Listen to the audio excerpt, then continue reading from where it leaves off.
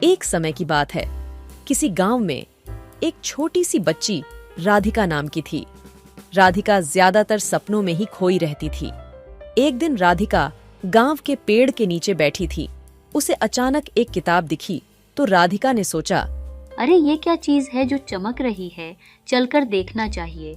राधिका जैसे ही उस चमकदार चीज के पास पहुंची और बोली, अरे ये तो जादुई किताब है, चलो इसे पढ़कर देखती हूँ। राधिका ने महाशक्तिशाली जादुई घड़ा और प्रेरक कहानियों के बारे में पढ़ा तो राधिका ने सोचा, क्या यह सच हो सकता है? क्या जादू और माया वास्तव में होती है? अगर सही है तो चलो ट्राई करती हूँ। ये सोचकर जंगल की तरफ निकल गई। राधिका ने कई जंगलों और देशों की खाक छानी पर उसे कुछ भी हासिल नहीं हुआ तो राधिका बोली, अब तो गांव की तरफ जाना चाहिए। कुछ समय बाद राधिका गांव में पहुंच गई और एक दिन वह फिर से उसी पुस्तक को खोलकर पढ़ने लगी। तभी उसे एक तस्वीर दिखी।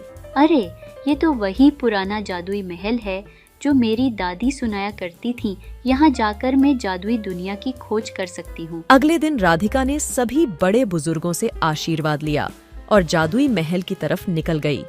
कुछ ही दिनों बाद राधिका उस जादुई महल के पास पहुंची और बोली, हाँ ये तो वही जादुई महल है जिसे मैंने उस जादुई किताब में देखा था। राधिका जैसी ही महल के अंदर पहुंची तो उसने देखा कि महल की राजकुमारी उसके पास स्वागत करने के लिए आगे आई तो राधिका कहने लगी, ये क्या मेरे स्वागत में राजकुमारी आई है? राधिका यह सब सोच ही रही थी कि राजकुमारी बोली, राधिका, मुझे पता है तुम यहाँ क्यों आई हो, चलो मेरे साथ। यह कहकर राजकुमारी राधिका को जादुई महल के अंदर ले गई और कहने लगी, राधिका, यहाँ एक पुरानी रहस्यमय घड़ा समर्पण और सामर्थ्य में छुपा है, मैं तुम्हें बताती हूँ।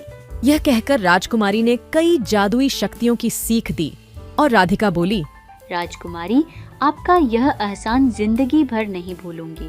कहकर राधिका गांव की तरफ चली गई।